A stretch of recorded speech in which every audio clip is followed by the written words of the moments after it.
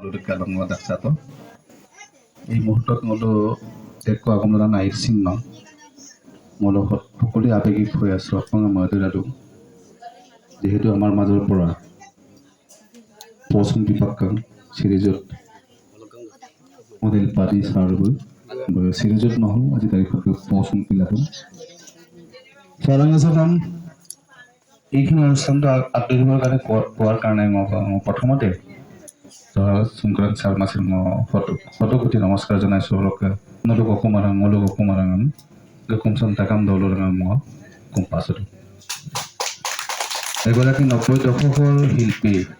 য'ত মলো নাৱল গুড়া দূৰ একদম গণিয়াৰ একদম মাইক লদৰকা মিৰাল দপন্তি পান্ন মান্য মলো হলো কাণ পাতি শুনিছিলোঁ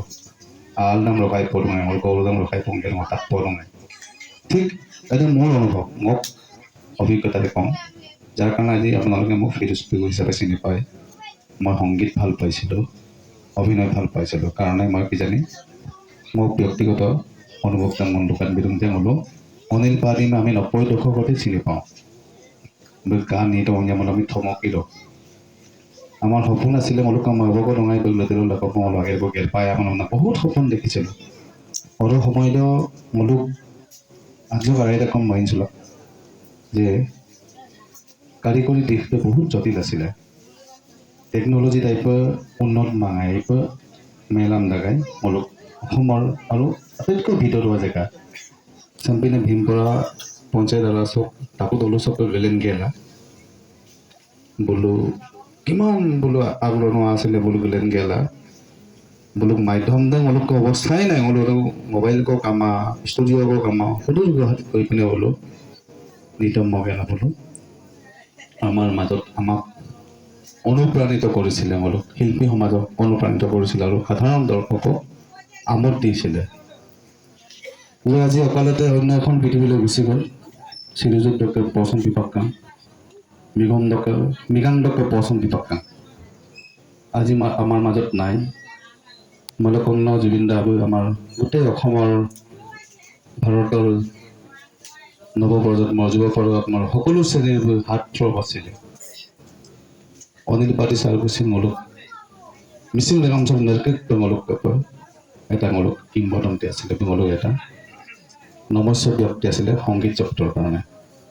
জুবিন দাক লগাঙে যিমান দুখ প্ৰকাশ কৰি আছিলে গোটেই অসম জাতি ধৰ্ম বৰ্ণ নিৰ্বিশেষে যিমান দুখ কৰি আছিলে মূলক নেতৃত্ব মূলক মিচিং ৰেগামচৰ আছিল অনিল পাতি চাৰকে লগাঙে ইমানেই দুখ কৰিছোঁ মূলক মই কিনবা অসম চৰকাৰ নিগম মূলকক এই ৰমেশ প্ৰভু চাৰ্বসিং গেলা শ্ৰদ্ধাঞ্জলি জনাই গৈছে ন কিনবাটো যিহেতু আমাৰ মাজতে সীমাবদ্ধ নাছিলে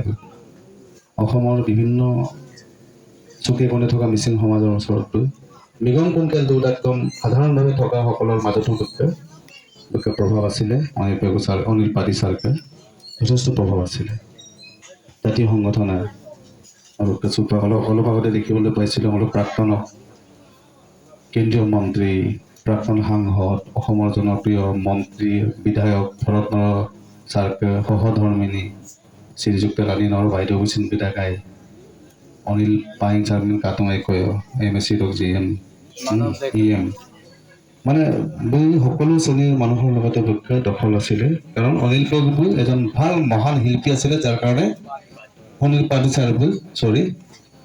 আজৰ লুমুৰু এটাকৈ মানিছিলোঁ যে অনিল পাতি চাৰবু সকলো শ্ৰেণীৰ মানুহৰ ওচৰত পৰিচিত আছিলে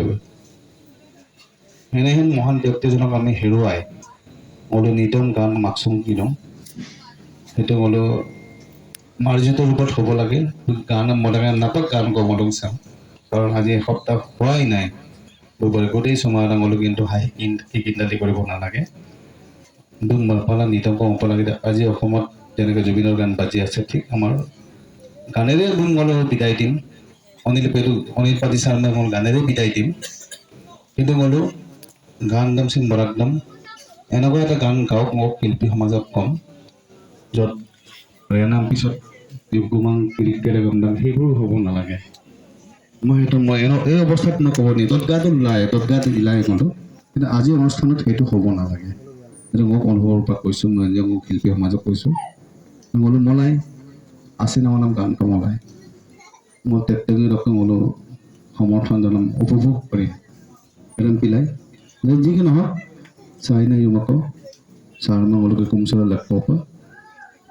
এটা যদি চাকি বন্তি জ্বলাই গেলা এটা স্মৰণ কৰাৰ এটা মুহূৰ্ত এটা পাইছোঁ মই ঢকুৱাখানাৰ পৰা আহিছোঁ মোলো মাৰ প্ৰেচিডেণ্ট চিলাপথাৰৰ পৰা আহিছে গোৱামুখৰ পৰা কুলিচাৰ আহিছে গোটেই মই মিনাপীয়া আপোনালোকে কুমচৰাম ছাৰ নিশ্চয় ছাৰ বা এনেকৈ ঘেৰা পাওঁ মোলো কুমচৰ বিনোদ পেগুৱেক্টৰ বহি আছে সন্মুখত আপুনি কুমচৰান্দে ইয়াৰে প্ৰমাণ যে অনিল পাৰ্টি ছাৰ কি মানুহ আছিল ইয়াতে প্ৰমাণ এইটোৱে প্ৰমাণিত কৰা হৈছে যে সকলো শ্ৰেণীৰ মানুহৰ ওচৰত পৰিচিত আছিলে গানৰ যোগেদি গতিকে দীঘলীয়া নকৰোঁ চাইনা উন্মাইছো হ'লেও 5টা বজাৰ লগে লগে ধোঁৱা হোৱাৰ একদম ছাৰকে আপোনাই আন্ধাৰ অনুভৱ কৰিব নালাগে আপোনাৰ লগে লগে হ'লো চাকি বন্তি জ্বলাই গেলে মই আপোনালোক লাগিলে লগে লগে হ'লো ধূপ চাকিজন জ্বলাই লাগো হ'লো ৰাঙাম হ'লো ছাৰকে ৰা সহধৰ্মিনী জ্ঞাতকা আৰু কাপোৰ অম্মা আপোন জ্ঞাতকা হ'লো মাৰ